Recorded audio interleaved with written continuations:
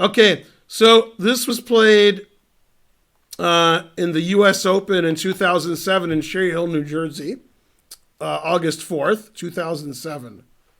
It's the only slow-rated game I've played Naka. We've played in Blitz tournaments. We played Blitz for fun, etc. I think I won most of the games, but I forgot. But this is the only slow-rated game we've played. Yeah.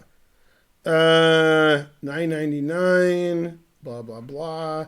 Frankly, ballpark, frankly delicious. All right. So I had white. This is played 12 years ago. He played the King's Indian. Now, in this tournament was 9 rounds. 9! And I was 6-0. And I think this game was played in round 8. I think so. $10. Linder 99999. The 9s are the name. Thank you, Linder 99999. This was round 8. So I had 6 out of 6. And then what happened was we were in Cherry Hill, New Jersey, and we wanted to visit my ex-stepdaughter who lived in Brooklyn or Staten Island, I forgot. So I drew my 7th round quickly, then we drove up to Brooklyn, and we hung out for a couple hours. So then this is round 8, I'm playing Nakapuki. In round 9, I played Boris Golko. So I tied for first in the tournament, and Naka did not. He missed by half a point. Yeah, he actually lost before this. So anyway, blah, blah, blah, blah, blah, blah, blah, blah, blah. All right.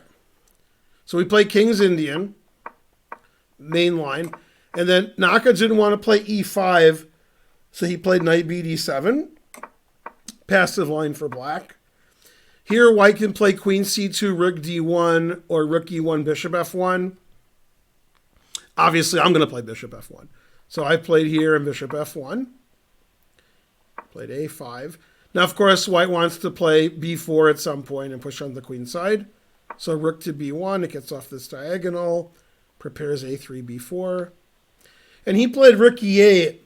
And obviously, after rook E8, the point of the King's Indian is if white plays D5 and we block up the center, he can play C5, for example, then he can always play for F5. But if he plays rook E8, then it makes F5 harder to play. So now you play D5. Now the problem with D5 is it gives away C5, so he played knight C5. Now you want to play A3, B4, but after A3 he can play A4, and that blocks up the queen side. I can't play B4 because of the en passant rule. So in the King's Indian, when your opponent has a knight on C5, which happens, and you want to play A3, B4, normally you have to preface it with B3 to prevent A takes B3 en passant in the variation I just showed. So I play B3, then A3, then B4. So there's no en passant capture. Okay. And this is very unusual what he did. Normally in this position, they trade on D5 and then they play A4. Okay, and the reason is because of what happened. Because if there's a trade on D4, on D5, we block up the center. There's no captures. Now, I can capture and try to win this pawn, which is what I did. And the problem with taking with the bishop is he's giving away the D5 square. I mean, he can't play D5, he can't play B5, and, I got everything. So he did take with the pawn, which is fine. And he Sacagawea. He's playing the King's Indian. The funny part of this game wasn't that Naka sacked a pawn or it was interesting or whatnot. It's how fast he played. Naka was just moving instantly. Okay, and he played knight D4. The problem is my queen is sort of trapped. Okay, and I played the only good move, knight takes E5. And I remember when I played knight takes E5, Naka instantly played knight takes E4, which is the only good move. But it's funny how quickly he plays tactics. And I played the only good move, but it's very tricky. Very tricky. Now, of course, if this was a blitz or a bullet game, I would just lose all my pieces. But it's 40 moves in 2 hours and then game in 1 hour. So I got a lot of time to figure it out. Although I made the time control with about a minute left. He had over an hour. Okay, so rook takes is the only good move. And then he instantly played bishop F5, which is the only good move. And now all my pieces are hanging. He's got this action. He's got this. He's got that. Although he is down a piece and a pawn. And his knight's hanging. Okay, now here I made the only mistake of the game. The engine says that white has a slight to clear advantage if I take the queen. So queen takes queen, rook a takes queen, and then the only good move is bishop g5, attacking his rook. And all the pieces are hanging. And I actually give a lot of analysis on this after the game was played with using an engine. So, and white's like +1 here, so maybe it's still a draw, but white's better. And f6 is a move, bishop takes e4 is a move, bishop takes e5 is a move, and all the pieces are hanging. I mean, the craziest game ever. Okay, my move is okay, it just leads to equality. I played rook takes d4. And he traded queens and played bishop e5. Now he's down a piece, but he's threatening 3 different things. He's got a lot of threats. Okay, and I played the only good move. And he can't take my rook, because when I take his bishop, I'll have 2 pieces and 2 pawns for a rook. He takes, he's down 2 pawns, but my rook is trapped. So I can't lose my rook for Vishwa nothing. So I have to play rook bishop to b2. That's the only good move. And now I'm down the exchange, but I have 2 pawns, 2 passed pawns. And he played the only good move because he wants to play rook to d1. Now some of you have to look away because I played the best move here, but I can't show you. Shh. Don't tell anybody. f3. And the reason is when he pins my bishop, I have to get my king out of there. Now, if he doesn't do anything the rest of the game, I'm just going to win. I got 2 connected passed pawns. So he played the best move, bishop to d3. I have to trade.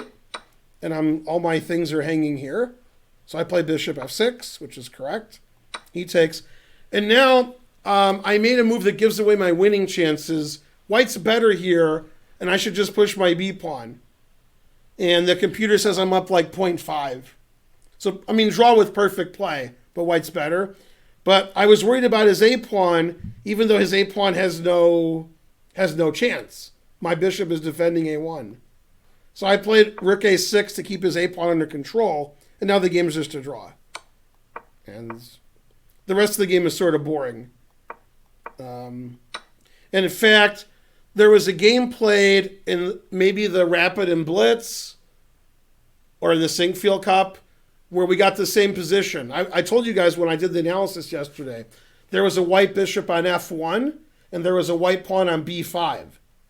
And otherwise it was the same. It was rook bishop against 2 rooks and 3 pawns each. So we got a very similar position to that. Okay, except my pawn was on c7.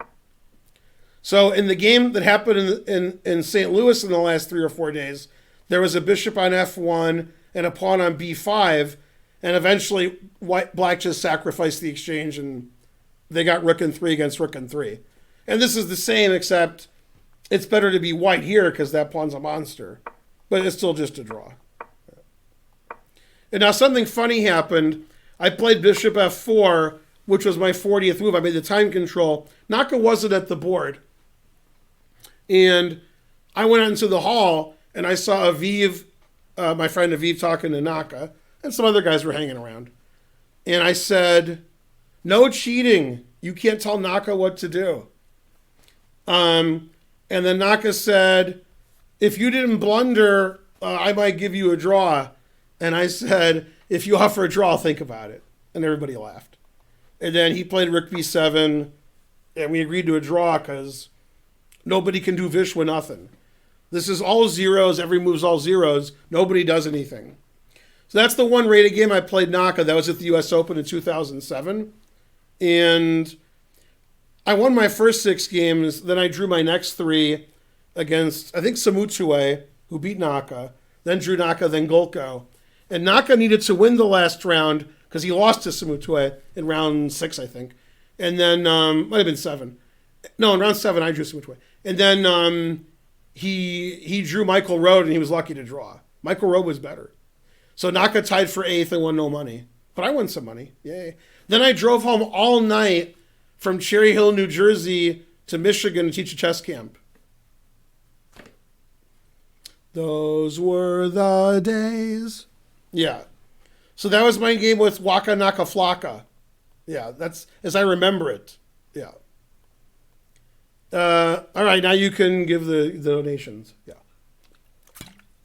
MVL versus Legrand. I don't know. Oronian. Yeah. Anyway, that game was complicated. I am in Iraq now. It's true. Yeah. So that was a pretty complicated game. But the funny part was, no matter how sharp it was, Naka was playing instantly. So he showed me. I'm friends with you. You're friends with me. New post from Hampovsky.